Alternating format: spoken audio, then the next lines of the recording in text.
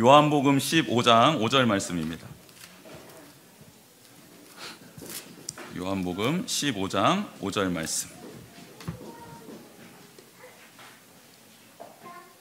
한 절의 말씀인데 우리 너무 중요한 말씀이라서 같이 또박또박 한 목소리로 읽겠습니다.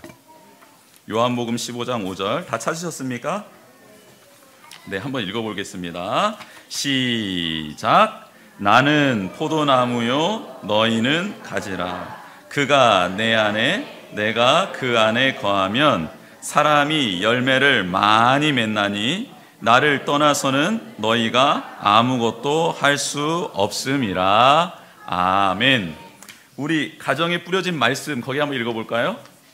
자, 이거는 우리 같이 한 목소리로 또 읽어보겠습니다. 시작. 그가 내 안에 내가 그 안에 거하면 사람이 열매를 많이 맺나니. 아멘. 한 번 더 하겠습니다. 시작. 그가 내 안에 내가 그 안에 거하면 사람이 열매를 많이 맺나니. 아멘. 한번 따라해 보겠습니다. 예수님께 붙어 있읍시다. 옆 사람을 이렇게 안아줄 수 있으면 안아주시고 손을 잡아주시면서 이렇게 한번 또 고백해 볼까요? 예수님께 꼭 붙어 있읍시다. 네, 이게 능력이고 복입니다. 여러분 콩 심어 보신 적 있나요? 혹시 팥을 심어 보신 적 있나요? 네, 콩을 심으면 뭐가 납니까? 팥을 심으면 뭐가 납니까? 정말입니까? 정말이에요? 그러면 이런 질문 한번 드려볼까요? 정말 하나님의 말씀은 살아있고 능력이 있음을 믿으십니까? 말씀대로 순종하면 그대로 됩니까? 정말 됩니까? 정말이에요? 여러분, 콩을 심어본 사람, 팥을 심어가지고 직접 재배해서 거둔 사람은요, 목에 칼이 들어오고 주변 사람들이 아무리 뭐라고 해도 콩을 심으면 콩이 난다고 정확하게 말을 합니다. 그런데 심어보지 못한 사람들 옆에 3명이 딱 붙어서 아니던데? 콩 심었는데 팥이 나던데? 야, 그거 팥 심었는데 콩 나더라. 진짜야? 그래, 너도 봤지? 나도 봤어. 너도 봤지? 나도 그런데. 여러분, 3명이서 짜고 콩 심은 데 팥이 난다고 하면요, 콩 심은 데 콩 난다고 믿었던 사람이 어떻게 되는지 아십니까? 그래, 콩 심으면 또 팥이 날 수도 있는 거구나. 여러분, 이렇게 하고 넘어가고 나중에 어떤 사람이 콩 심은 데 콩 난다고 하면 그 사람한테 너 잘못 알고 있다라고 말을 합니다. 요즘 나신교라는 말이 또 재등장을 하고 있어요. 오래전부터 존재했는데 포스트 모더니즘 시대를 맞이해서 또 나신교라는 말이 다시 재부상하고 있습니다. 자신의 생각, 자신의 신념을 믿고 그게 전부다라고 생각하며 살아가는 사람들을 나신교인이라고 합니다. 나를 신으로 믿고 살아가는 사람들입니다. 나를 믿어야 행복하다, 나를 믿어야 잘 된다라고 살아가는 사람들입니다. 그런데 정말 자신을 믿으면 행복해집니까?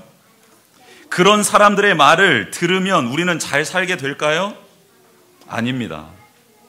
그리스도인들은 2가지 진리를 확신해야 합니다.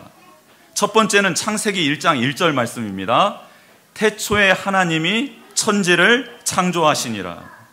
온 우주와 생명체의 창조주가 바로 하나님이시라는 겁니다. 그리고 그분이 지금도 통치하고 계시고 다스리고 있음을 인정해야 그리스도인이 될 수 있습니다. 또 한 가지는 요한복음 3장 16절 말씀입니다. 하나님이 세상을 이처럼 사랑하사 독생자를 주셨으니 이는 저를 믿는 자마다 멸망하지 않고 영생을 얻게 하려 하심이니라. 아멘. 피조물이 주인 될 수 없다는 것을 인정하는 겁니다. 감히 주인 되었던 하나님께 불순종함으로 죄를 지어 멸망당하게 된 나를 온전히 다시 회복시키기 위하여서 하나님이 예수님을 이 땅에 보내주셨고, 그 예수님은 멸망당에 마땅한 나를 붙드시고 십자가에서 당신의 피로 나를 구원시켜 주심으로 말미암아 내가 살게 되었다라는 이 진리의 말씀을 믿고 그대로 고백할 때 우리는 그리스도인으로서 신앙생활을 할 수 있습니다. 여러분, 이 두 사실을 믿게 되면 어떤 일이 일어날까요? 내가 믿는 하나님이, 나의 주인 되신 하나님이 전능하신 분입니다. 온 우주를 통치하고 계시는 분이십니다. 못하실 일이 없으신 분이십니다. 이걸 믿게 된다면 어떤 일이 일어날까요? 네, 우리의 시각이 변화됩니다. 걱정되는 일, 근심되는 일, 환난 가운데 있는 이 상황이 순식간에 사라지지는 않습니다. 오늘 예배를 드리고 가도 동일한 근심이 내 안에 있을 수 있습니다. 염려될 만한 그 상황들이 해결되지 않고 남아있을 수 있다는 겁니다. 그런데 시각이 바뀌더라는 거예요. 하나님을 믿으면 그 믿음으로 바라보게 되는 시각을 얻게 된다는 것입니다. 여러분, 과거의 믿음의 선배님들이 동일한 일들을 겪었습니다. 초대교회 성도님들은 예수 그리스도를 믿는다라는 이유로 불에 타는 화형을 받게 되었습니다. 짐승들의 밥이 되었습니다. 원형 경기장에 성도들을 이렇게 가운데다 모아놓고 일주일, 2주일 굶은 사자들을, 맹수들을 풀어놓았습니다.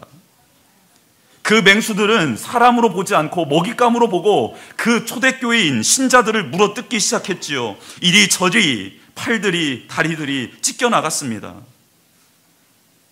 그리고 그 핍박을 피해서 내놓고 살 수 없었기 때문에 지하에 굴을 파들어가기 시작했습니다. 지하 30m까지 굴을 파들어가기 시작했습니다. 사람 하나 간신히 지나다닐 수 있는 구멍을 통해 이리저리 연결되어 있는 지하 굴 속에 수십만 명이 살고 있었습니다. 그 안에서 사람이 죽어갔을 때 밖으로 나와서 그들을 묻을 수도 없었습니다. 왜냐하면 그들을 잡아 죽이려고 혈안이 되어 있는 로마 군인들이 각처에 숨어 있었기 때문입니다. 그 지하굴 안에서 장사를 지냈던 사람들이 바로 초대교회 성도들입니다. 여러분, 상상이나 되십니까? 그런데 어떻게 이런 놀라운 일들이 초대교회에서는 일어날 수 있었을까요?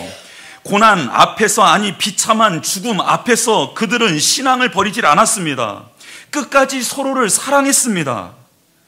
어떤 사람이 로마 군인 앞에 잡혀가고 있을 때 그 사람 앞에 서서 이 사람은 지금 건사해야 될 식솔들이 너무나 많이 있습니다. 그런데 저는 이미 그 모든 일을 감당했으니까 이 사람 대신 제가 죽겠습니다라고 서로 사랑하는 모습으로 끝까지 신앙을 유지했다라는 것입니다. 그리고 자기를 죽이는 그 사람 앞에서도 예수 그리스도가 구주임을 증거했고 하나님의 아들이심을, 그분을 믿어야지 당신도 구원받는다라는 이 진리의 복음을 죽어가면서까지도 증거했다라는 겁니다. 어떻게 이런 일이 가능했을까요?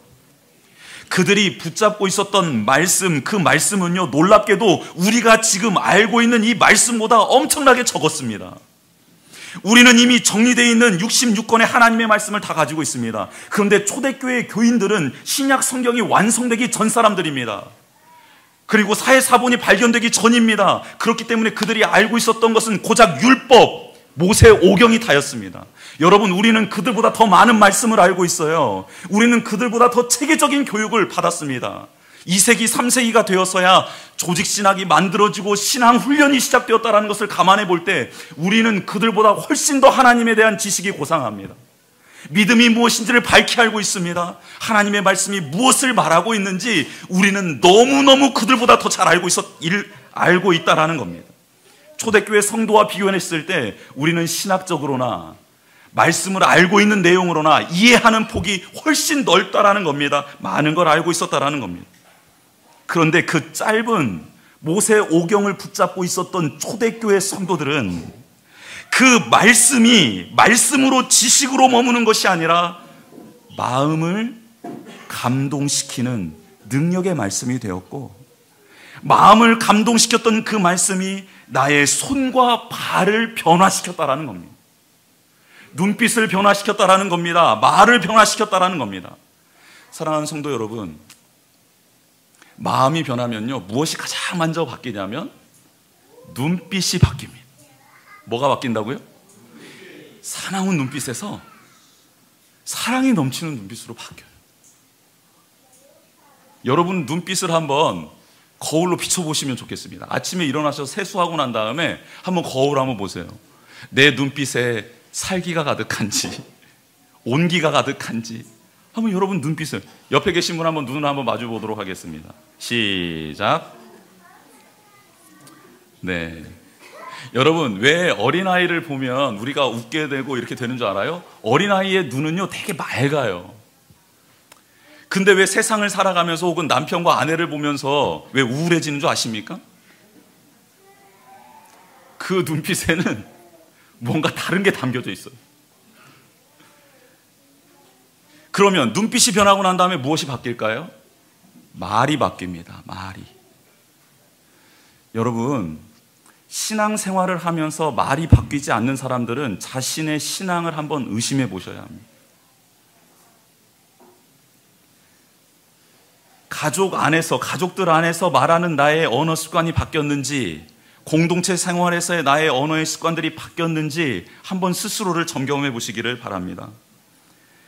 여러분, 초대교회 성도들은 이렇게 하나님 안에서 부인할 수 없는 증거들을 체득하면서 그 말씀대로 살아갔습니다. 그래서 그들에게 주어지는 증거는 무엇인지를 아십니까? 잘 먹고 잘 사는 게 그들에게 주어진 게 아니었습니다. 그들에게 주어진 놀라운 증거는 무엇이었냐면 어떤 순간에도 그들 안에 있는 기쁨과 감사가 빼앗겨지지가 않는 겁니다. 나를 죽이려는 사람 앞에서도 이 기쁨이 샘솟는 겁니다. 나를 무너뜨리려 하고 나를 괴롭히는 사람들 앞에서도 하나님께서 주신 이 감사함이 사라지지 않고 이 감사함이 더 깊어지고 그 감사함이 하늘을 향하여 소리가 되어서 찬양이 되어서 고백이 되어서 울려 퍼지더라는 것입니다. 상대가 붙잡혀 끌려갈 때 나의 사랑하는 가족들이, 나의 사랑하는 공동체원들이 붙잡혀 끌려갈 때 그를 사랑해서 그 앞에 서서 대신 저를 잡아가라고 말하는 서로 사랑의 열매가, 서로 사랑의 깊이가 더욱더 깊어져가는 증거들이, 열매들이 맺혀 나가더라는 것입니다. 여러분, 마태복음에 보면 반석 위에 지은 집과 모래 위에 지은 집 말씀으로 예수님께서 산상수훈을 마무리합니다. 7장에서. 즉 믿는 자들 가운데서 나타나는 일들 가운데 반석 위에 믿음 생활을 하고 있는 사람들이 있고 모래 위에 믿음 생활을 하고 있는 사람들이 있다라고 예수님께서 친히 말씀하신 겁니다. 그 차이가 무엇이냐면 바로 행함의 여부라고 말씀하고 있습니다. 초대교인들은 자신들에게 주신 말씀을 듣고 머리가 커지는 신자가 아니었습니다. 한 말씀이라도 붙들고 그 말씀이 내게 육화가 되고 육화된 말씀대로 내가 삶을 살아내고 그 공동체의 원이 되어서 그렇게 하나님의 말씀을 실천하는 사람으로서 변화시켜내는 말씀으로 그 말씀을 붙들었다라는 것입니다. 그렇게 살아갈 때에 하늘로부터 부어지는 은혜와 능력, 평안과 감사가 있었습니다. 그래서 그들은 그 은혜와 능력으로 인간이 할 수 없는 일들을 감당하며 나가게 된 것입니다. 그게 바로 순교였고, 그게 바로 지하 생활이었고, 그게 바로 어떤 상황 속에서도 서로 사랑하는 사랑의 열매였고, 그리고 예수 그리스도를 구원자로 고백하는 신앙의 모습이었습니다. 오늘 본문에는 붙어 있으면 열매를 맺는다라는 말씀이 나와 있습니다. 붙어 있으면 열매가 맺힙니다. 그런데 의심될 때가 있지 않습니까? 이 말씀이 이단이나 신천지가 와서 우리에게 이렇게 묻습니다. 당신 정말 성령 충만합니까? 구원 받았습니까? 당신의 삶 속에 성령의 열매가 맺혀지고 있습니까? 라고 묻는다면 다른 사람들은 둘째치고 자신의 모습을 보면서 그렇게 살지 못하고 있는 것 같다라는 생각이 들며 그들 앞에 당당해지지 못하는 것이 우리의 모습이더라는 겁니다. 여러분, 저는 여러분에게 이 시간 도전합니다. 여러분, 이 말씀이, 오늘 본문의 말씀이 정말 맞다고 생각하면 그대로 순종함으로 말씀의 능력을 맛보시기를 주님의 이름으로 축복하고요. 만약에 이 말씀이 맞지 않다라고 하면 해보고 난 다음에 안 되면 하나님을 원망하고 불순종하셨으면 좋겠습니다. 좀 이러지도 않고 저러지도 않고 하지 마시고 해서 흔적을 갖고 믿음대로 그렇게 살아가시든지, 해보고 안 돼서 하나님 정말 하나님의 말씀은 아니군요, 안 맞군요 라고 말하며 그렇게 자신 있게 불순종하셨으면 좋겠습니다. 다른 누군가에게 전에 듣는 간증 말고 내게 살아있는 간증이 있었으면 좋겠습니다. 누군가가 그렇게 말했대, 누가 그렇게 살았대 라는 것 말고, 목사님, 사랑하는 집사님, 사랑하는 애야, 엄마가, 아빠가, 제가요, 이번 주에 이런 일들이 있었습니다. 이게 너무너무 감사했습니다. 이런 살아계신 하나님을 체험했습니다라고 말씀해주는 살아있는 간증이 여러분에게 있었으면 좋겠습니다. 이번에 개척 훈련하는데 한 방에 5분의 목사님이 함께 살았습니다. 한 분은 교수님, 박사님이셨는데 뒤늦게 하나님의 부르심을 받고 목회를 하셨고, 한 분은 오토바이를 타고 가다 거의 죽었는데 하나님이 신비한 경험으로 살려주셨고, 그래도 다시 안 나가자 교통사고를 한 번 더 당해서 또 죽을 뻔하다 또 살려주셔서 이제는 한 번 더 했다가는 진짜 죽을 수 있겠다 해서 오신 분이 또 있었어요. 근데 뇌를 너무 심하게 다쳐가지고 고등학교, 고3, 대학교 1학년생인데 말할 수 있는 단어가 딱 3가지였다고 합니다. 엄마, 아빠, 밥, 이 말밖에 못했다는 거예요. 그런데 지금 설교를 하고 계세요. 그러니까 하나님이 많이 고쳐주셨는데, 또 어떤 분이 있었냐면 애가 넷인데 개척하신 분이 있었어요. 근데 오늘 제가 잠깐 나누고 싶은 분은 애가 넷인데 개척하신 분. 부목사 때도 애가 넷이면요, 살 길이 막막합니다. 그리고 근데 이제 개척까지 하셨잖아요. 개척을 하셨는데 이제 이 목사님이 여러 가지 이제 일들을 하는데 다행히 아무튼 뭐 이렇게 돼서 아무튼 했어요. 어떻게 했어? 교회 개척했는데 큰 아들이 고2인데 이 아들이 이제 뒤늦게 공부가 하고 싶은 거예요. 그래서 아빠한테 온 겁니다. 아빠한테 와서 아버지 저 영어 학원 좀 다니게 해주시면 좋겠습니다. 다른 거는 좀 따라오겠는데 영어는 좀 힘드네요 했더니 아버지가 이 목사님이 아들을 앉혀놓고 부목사 때도 힘들었지만 지금은 더 힘든데 근데 아들아 좀 미안한데 형편상 너를 한 달에 30만 원씩 드는 이 학원을 보낼 수 없을 것 같다. 좀 이해를 해줬으면 좋겠다 했더니 이 아들이 알겠다 하면서 하고 이제 그 부자가 기도를 했다고 합니다. 기도를 하고 이제 그렇게 끝냈어요. 여러분, 가정에서 아빠가 아들을 위해서 기도해 주는 것, 그런 부탁이 있을 때 기도하자라고 하는 것은 들어줄 수 없다라는 말입니다. 아셨죠? 무슨 말인지? 나중에 우리 아이들도 아빠한테 부탁할 때 기도해보자 하면은 들어줄 수 없다. 그러니까 아무튼 그런 거예요. 그러고 난 다음에 학교에서 연락이 온 거예요. 어떤 연락이 왔냐면 그 아들이 학교에서 뭐 여러 가지 일들을 좀 하고 있어서 선생님한테 좀 인정을 받고 있었던 아이였나 봅니다. 근데 선생님 한 분이 전화가 와서 복권재단에, 복권기금에 전국적으로 중고등학생들 1,500명을 선발해서 장학금을 지급해주는 프로그램이 있다는 거예요. 어디서요? 전국에서 1,500, 복권이 아니라 참 정말 이게 우리 교인 수준이 이 정도는 아니잖아요. 근데 아무튼 전국에서 몇 명요? 1,500명. 그러면 들어가기가 쉬워요, 어려워요? 어렵죠. 전국에서 1,500명을 선발을 한대요. 그리고 그 선발한 요원들, 아이들 가운데 이렇게 기금을 이제 장학금으로 준다는 거예요. 근데 거기 한번 넣어볼 거 한다는 거예요. 그래서 뭐 감사합니다 하고 이제 끊었다는 거예요. 한참 후에 됐을까요, 안 됐을까요? 네, 됐으니까 제가 말씀드리죠. 근데 그게 된 거예요. 됐는데 놀라운 일은 얘가 지금 고등학교 2학년이잖아요. 근데 고3 졸업할 때까지, 즉 고3 졸업하면 그 다음에 2월에 졸업하잖아요. 그때까지 매월 40만 원이 나온답니다. 그래서 30만 원은 영어학원 가라고 하고 10만 원은 자기 용돈을 쓰게 되었다라는 거예요. 그래서 제가 할렐루야 막 박수를 쳤어요. 할렐루야, 그런 일이 제게도 막 하면서 할렐루야 이런 박수를 쳤단 말이에요. 그랬더니 그 목사님이 감동을 받으셨는지 그날 저녁에 통닭을 쏘셨습니다. 통닭까지 얻어먹었어요. 통닭까지. 여러분, 사소한 것 같지만 믿음은 하루아침에 뻥튀기처럼 뻥하니 터지는 게 아닙니다.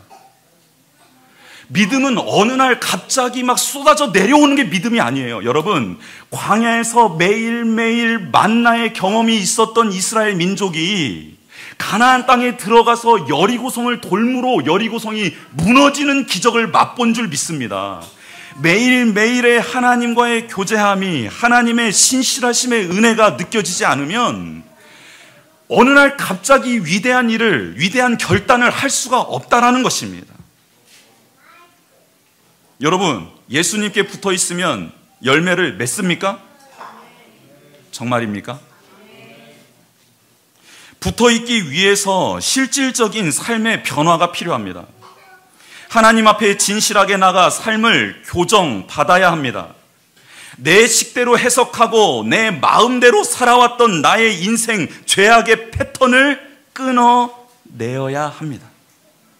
예수님 안에 거한다는 것은 예수님의 방식대로, 예수님의 뜻대로 살아가는 것을 의미하기 때문입니다. 가족을 진심으로 사랑하고 계십니까? 부모님과 형제의 아픔이 정말 나의 아픔입니까? 그들의 기쁨이 나의 행복으로 다가오고 있습니까? 자녀들을 내 식대로 키우고 있습니까? 하나님의 방법대로 교훈하며 양육하며 키우고 있습니까? 여러분, 좋은 스승을 아이들이 만나야 하고 좋은 친구를 만나야 하는 건 너무 당연합니다. 그런데 그 자녀는 그 전에 예수 그리스도를 닮은 부모를 만나야 된다는 겁니다. 이게 성경의 가르침입니다. 세상에서 인정받는 복민 자녀들이 되고 싶습니까? 여러분, 우리 아이들 정말 세상에서 인정받고 하나님께 큰 영광을 올려드리는 자녀들이 되고 싶어요? 그렇다면 그 전에 여러분들 또한 부모에게 인정받는 자녀가 되어야 하고 공동체의 사랑을 받는 자녀가 되어야 된다는 것입니다. 여러분, 시간 사용 패턴은 어떤가요? 무엇을 하는데 하루의 시간을 가장 많이 사용하고 있습니까? 일단 빼야 될 시간이 있지요. 자는 시간 빼고요, 식사하는 시간 빼고요, 일하고 업무 보는 시간 빼고 그 남은 시간 가운데 무엇을 합니까? 이렇게 질문하니까 남는 시간이 없으시죠? 그래서 질문을 바꿔보겠습니다. 여러분에게 혹시 자유시간이 주어졌을 때 그 시간을 여러분은 어떻게 활용하고 사용하고 계십니까? 예수님께 붙어 있습니까? 아니면 다른 것에 붙어 있습니까? 여러분, 물질은 어떻습니까? 하나님의 주권을 인정하며 그렇게 바르고 정직하게 사용하고 소중하게 사용하고 계십니까? 여러분, 은사는 지금 어떻게 사용되고 있습니까? 여러분, 생계를 위해서 사용되는 은사들도 있을 것입니다. 예, 귀한 것이지요. 그런데 그 예수님께서 주신 그 은사가 몸된 교회를 위해 여러분에게 돌보라 한 그 가정을 위해서는 어떻게 사용되고 있습니까?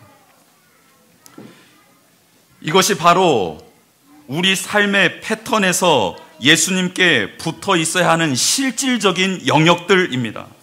만약 이 부분에서 예수 그리스도께 붙어 있다고 한다면 우리는 반드시 열매를 맺게 됩니다. 두 번째로는 영적인 부분입니다. 말씀과 기도 그리고 은혜 나눔입니다. 여러분, 말씀을 읽고 듣고 암송하는데 어떻게 여러분의 시간과 물질과 은사를 드리고 있습니까? 여러분, 기도하시는 데에는 여러분의 시간을 어떻게 쪼개서 우선순위를 어떻게 해서 여러분의 삶 속에 기도의 소리가 끊임없이 울려 퍼질 수 있도록 할애하고 있습니까? 여러분, 은혜 나눔은 어떤가요? 부부가 오랜만에 저녁에 만나거나 아침에 만나서 헤어질 때 혹시 은혜 나눔을 하시나요? 자녀들을 재울 때, 자녀들을 학교에 보낼 때, 혹은 자녀들을 만날 때 여러분 자녀들과 함께 오늘 있었던 하나님과의 스토리들을 나누고 계시나요? 은혜를 나누나요? 여러분, 이 훈련이 되어 있지 않으면 복음 증거하는 것은 다 자기의 의를 위한 것들입니다. 복음 증거가 되지 않습니다. 왜 초대교회 성도들이 복음 증거가 자연스러웠는지 아십니까? 왜 예수 그리스도가 나의 삶의 주인이라고, 예수님이 유일한 구원자라고 이 복음 증거가 왜 활발했는지 아세요? 지하 땅굴에 들어가서 만나는 사람마다 고백했던 게 그것이었기 때문에 그렇습니다. 예수님이 당신을 사랑하십니다. 예수님이 당신과 함께 하십니다. 예수님께서 오늘도 당신을 붙들어 주실 것입니다. 예수님이 우리의 유일한 구원자이십니다. 그분이 소망이십니다라는 것을 만날 때마다 평안을 묻고 그 예수 그리스도에 대해서 나누고 그들의 삶 가운데 찾아오신 예수 그리스도를 증거했다라는 것입니다. 여러분, 그 지하 카타콤에서 무슨 일이 일어난지 아십니까?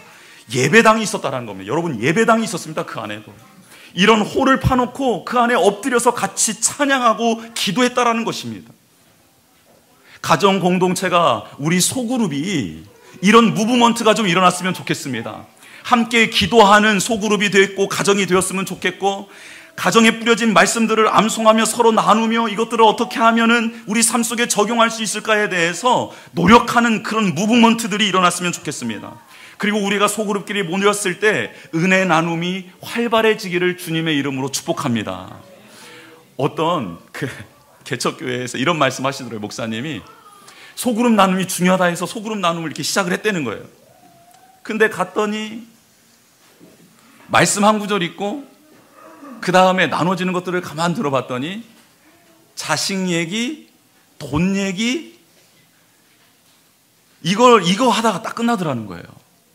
그래서 이 목사님이 바꿨답니다. 순서를 정해줬대요.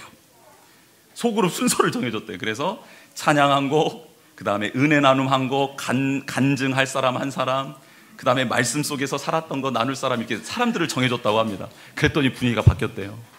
근데 우리 소그룹은 보면 그런 소그룹은 아닌 것 같아요. 제가 가만히 이렇게 들어보면 아무튼 이렇게 예수님, 은혜 이런 소리들이 많이 들리는 것 같습니다. 여러분, 예수님께 붙어 있을 때 열매가 맺힙니다. 예수님을 떠나서는 아무것도 할 수 없다라고 오늘 성경 본문에 나와 있습니다. 예수님께 붙어 있으면 많은 열매를 맺을 수 있다는 말씀이 우리 삶의 증거로 각인되어지고 또 세워지는 능력이 되기를 주님의 이름으로 축복합니다. 오병이어가 일어날 수 있었던 것은 너희가 먹을 것을 주라 하신 예수님의 말씀에 어떤 이는 주판을 두드렸고 어떤 이는 그냥 돌려보내는 게 낫겠다, 어떤 이는 우리가 돈이 있어서 사다 줄 수 있는 형편이 못 된다 하며 이 핑계 저 핑계를 대고 있었던 사람들로 하여금 오병이어 기적이 일어난 게 아니라 너희가 먹을 것을 주라라는 그 말씀 한마디에 이리 뛰고 저리 뛰면서 먹을 것을 찾아 헤매고 있었던 안드레라는 예수님의 말씀을 그나마 듣고 무엇인가라도 찾아내기 위해서 순종하려고 행하고 나아가고 있었던 안드레라는 사람이 어떤 아이에게 있어졌던, 손에 들렸던 오병이어 자그마한 떡과 물고기를 가지고 왔을 때 기적이 일어났다는 것입니다. 말씀을 듣고 최선을 다해서 자기가 할 수 있는 것을 하고 있었던 그 사람을 통해 예수님께서는 기적을 베풀 수 있었다는 것입니다. 여러분, 어이없는 장면이에요. 예수님께서 너희들이 먹을 걸 나눠주라 했는데 안드레가 막 급히 뛰어와서 예수님의 손에 내민 것은 작은 아이의 손에 들렸던 오병이어였습니다. 여러분, 어처구니 없는 일 아닙니까? 이 많은 사람들을 먹이라 했는데 고작 수고하고 땀 흘려서 이리 뛰고 저리 뛰어서 가져왔던 게 오병이어예요. 저 같았으면 야, 이걸로 니도 니 배불리게도 못하겠다 이놈아 하면서 이렇게 혼을 냈을 것 같아요. 그런데요,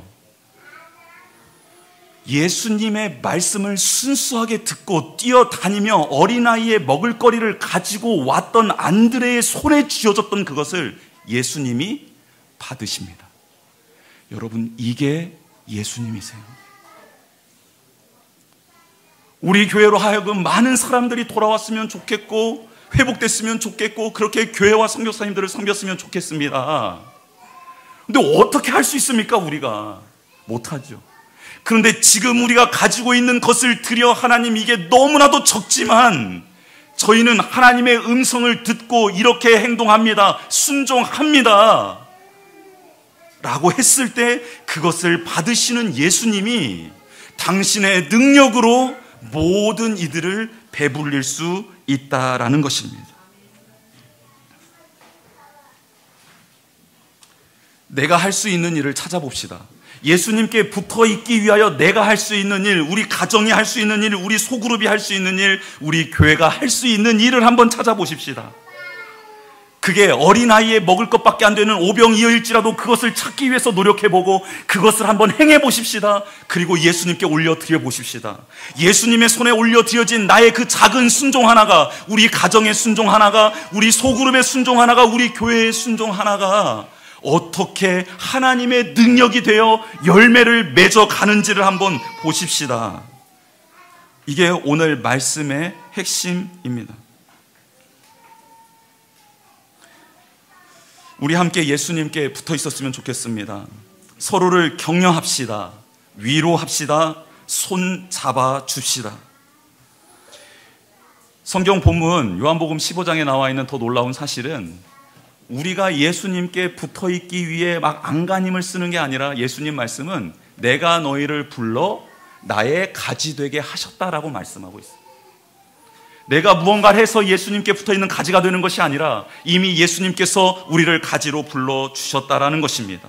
그렇다면 더 쉬워지는 것 아닙니까? 그렇습니다. 감사합니다. 나를 불러주신 예수님, 제가 이제 가지답게 붙어 있겠습니다만 고백하시면 됩니다. 이미 우리는 예수님의 보혈로 깨끗해졌습니다. 예수님께서 우리를 지명하여 불러주셨습니다. 그런 존재가 우리입니다. 이제 믿고 그대로 붙어 있는 것이 답입니다.